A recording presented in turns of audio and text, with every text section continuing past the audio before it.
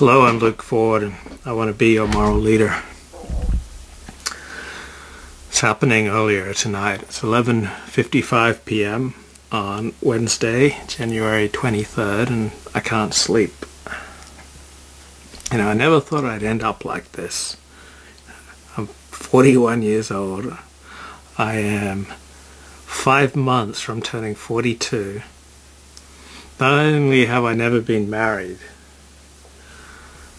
I've never even been engaged. I've never had a relationship longer than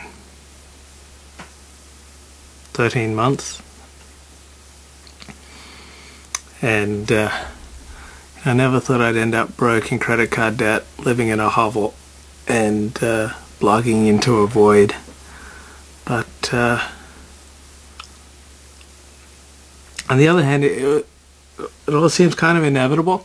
At the moment, when you live in the moment, you feel like you have complete freedom of choice. Like I could go out tomorrow and become this amazing marketer and make billions of dollars.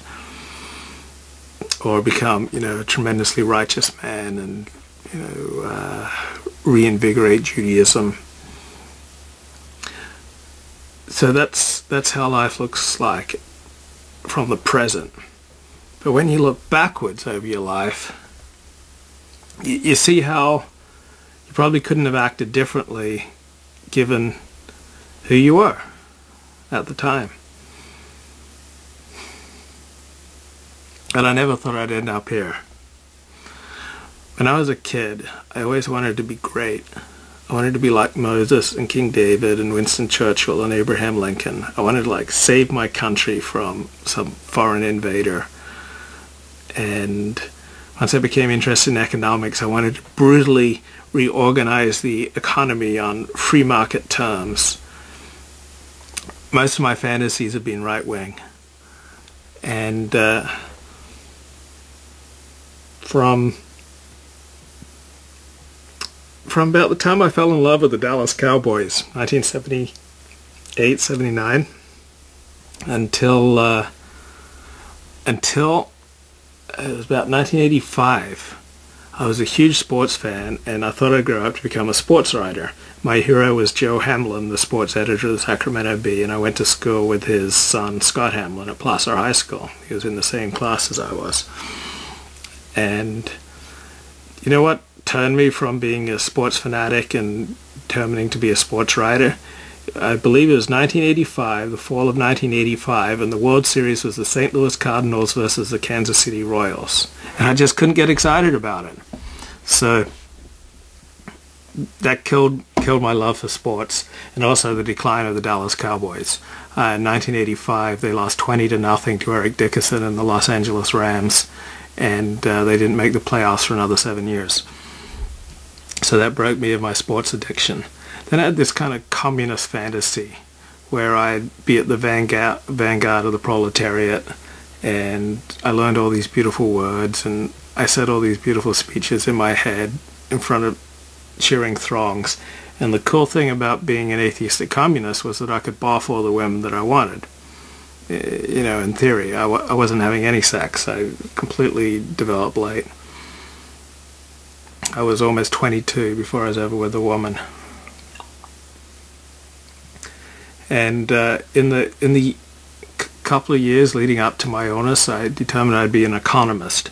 I was just working really hard. I was working construction about 40 hours a week, and I was taking 18 units at school and at community college and getting straight A's. But in the area where things matter most, connections with other people, I was not doing much.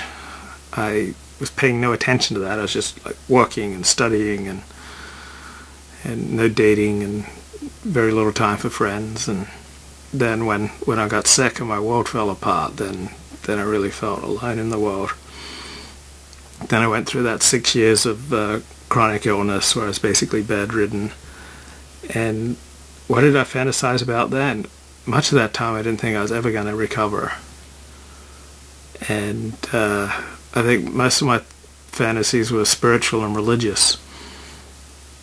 But my spiritual and religious hero and father figure was Dennis Prager, and he said you should be moderate. And so when I started to recover my health, I started moderately pursuing sex. I'd say from about age 11 onward, I think my greatest, deepest, strongest desire was sexual. I wanted to sexually connect. And then once I finally started having sex, I wanted to have sex with more women and more beautiful women. And I always thought that if I became a great writer, that I'd get a lot of sex. Or if I became a great economist or a great anything, I'd get a lot of sex. And that was kind of like my prime motivation. I think something warped in me in very early childhood, and so this like sexual obsession, it developed out of my inability to connect with others, and so somehow by connecting sexually, I ease that pain, I slack that thirst, and it makes me feel connected when I can connect sexually, and it's like a substitute for not connecting with people. If I can, meet someone and have sex with them, particularly really quickly, like within a few hours of meeting them, then I feel like I've connected. But in theory and at times in practice, I turn my life over to God, as Christians used to say in my childhood, from about age 22, thanks to Dennis Prager.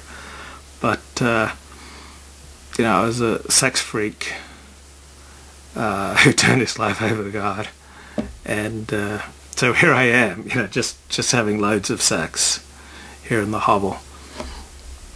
And I guess in those years of illness, and the fear that I'd never recover, you'd think I mature out of those grandiose dreams, and I just wanted to be able to, walk around, just to have a chance at any sort of normalcy.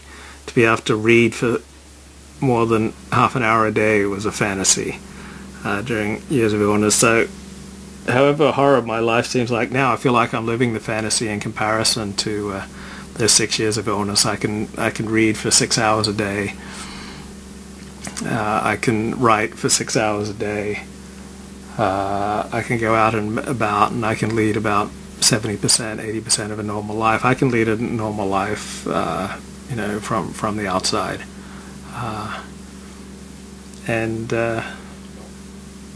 So when I came to LA in March of 1994, to be continued.